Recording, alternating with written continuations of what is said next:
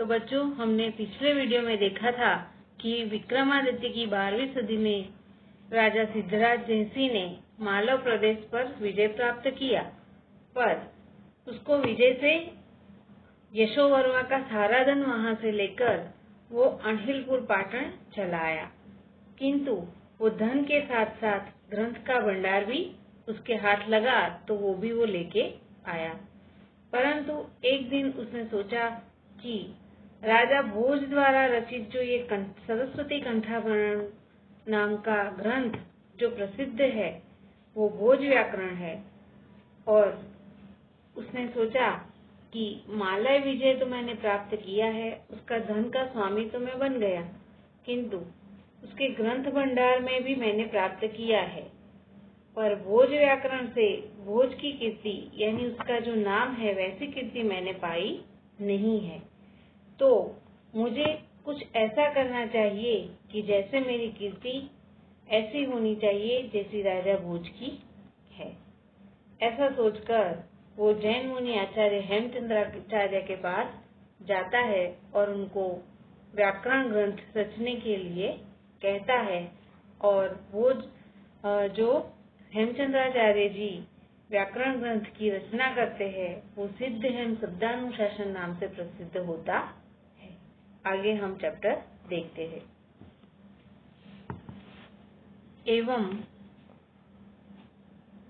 एवं विचार्य सह जैन मुनिचार्य हेमचंद्रं प्राप्तवान् निवेदितवान् च अयि आचार्यवर्या भवन्तो भोज व्याकरण सदृशम् एकं व्याकरणं विरचयन्तु येन भवतां मम च अमरा कीर्ति भवेत् इति। एवं ही विचारस्य सोचकर सह वह जैन मुनि आचार्य जैन मुनि के आचार्य हेमचंद्र प्राप्तवान के पास गया, निवेदवतीवान यानी निवेदन किया, च और अयि आप भी आचार्यवर यानी आचार्य महोदय भवन्तो आप श्री भोज व्याकरणेन सदृशम यानी भोज व्याकरण जैसा एकम एक व्याकरण विरचयन्तु व्याकरण की रचना करो, ये न तो भवताम आपका मम मेरा च और अमरा अमर कीर्ति भवेत इति यानी कीर्ति अमर हो जाए। पूरे पैराग्राफ का मीनिंग ये है कि ऐसा सोचकर वह सिद्धराज जयसिंह जैन मुनि आचार्य हेमचंद्र के पास गया और उनसे निवेदन किया कि हे माननीय आचार्य महोदय, आप श्री भोज व्याकरण जैसा एक व्याकरण ग्रंथ की रचना करो, जैसे करके आपकी और मेरी कीर्ति अमर हो जाए। आगे सिद्धराजस्य जयसिंह निवेदन प्रेरिता हेमचंद्राचार्य एकं पूर्व व्याकरण ग्रंथम रचितवन्तः। सिद्धराजस्य यानी सिद्धराज का, जयसिंह के निवेदन से प्रेरित होकर हेमचंद्राचार्य ने एकम पूर्वे एक अपूर्व व्याकरण ग्रंथ की रचितवन्तम रचना की, अर्थात सिद्धराज जयसिंह के निवेदन से प्रेरित होकर हेमचंद्राचार्य ने एक अपूर्व ग्रंथ की रचना की। सह सिद्ध हेम व्याकरणम् इति नामना प्रसिद्धिः अस्ति। सह वह सिद्ध हेम व्याकरणम् यानी सिद्ध हेम व्याकरण इति ऐसा नामना नाम से प्रसिद्ध अस्ति हुआ। यानी जो हेमचंद्राचार्य ने एक अपूर्व व्याकरण ग्रंथ की रचना की वो सिद्ध हेम व्याकरण नाम से प्रसिद्ध हुआ।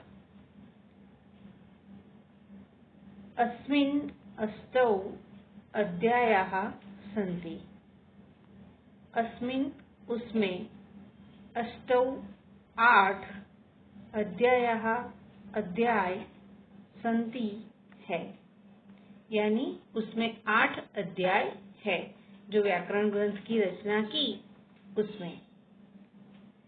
तेषु प्रारंभिकेषु 6 अध्यायेषु संस्कृत भाषायाः अन्तिमयोः 2 अध्यायोः प्राकृत भाषाणाश्च व्याकरणमप्यस्ति। यानी तेषु उसमें प्रारंभिकेषु प्रारंभ में ही 6 अध्यायेषु अध्याय संस्कृत भाषायां संस्कृत भाषा के अंतिमयोः 2 और अंत में 2 अध्यायोः यानी अध्याय प्राकृत भाषायां प्राकृत भाषा का व्याकरणम अस्ति यानी व्याकरण भी है। अर्थात कि उसमें 8 अध्याय है और प्रारंभ में ही 6 अध्याय संस्कृत भाषा के हैं और अंत में 2 अध्याय प्राकृत भाषा के हैं। अभी पूरे पैराग्राफ का मीनिंग ये है कि सिद्धराज जयसी के निवेदन से प्रेरित होकर हेमचंद्राचार्य ने एक अपूर्व व्याकरण ग्रंथ की रचना की। वह ग्रंथ सिद्ध हेम व्याकरण नाम से प्रसिद्ध है। उसमें 8 अध्याय है। उसके प्रारंभ में ही 6 अध्याय प्राकृत भाषा के हैं और अंत में 2 अध्याय प्राकृत भाषाओं का व्याकरण भी है। आगे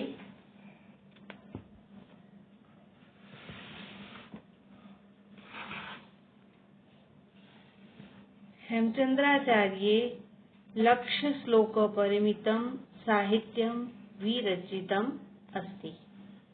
यानी हेमचंद्राचार्य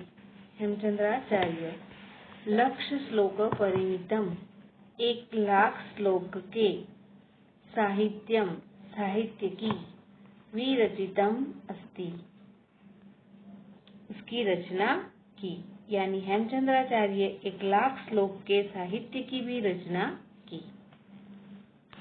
अस्मिन् साहित्ये अभिधान चिंतामणि इति नामकः कोशग्रन्थः चालुक्यवंशोत्कीर्तनम् इति नामकं संस्कृतं प्राकृत भाषां निबद्धं द्वयाश्रयः महाकाव्यं शब्दानुशासनम् इति।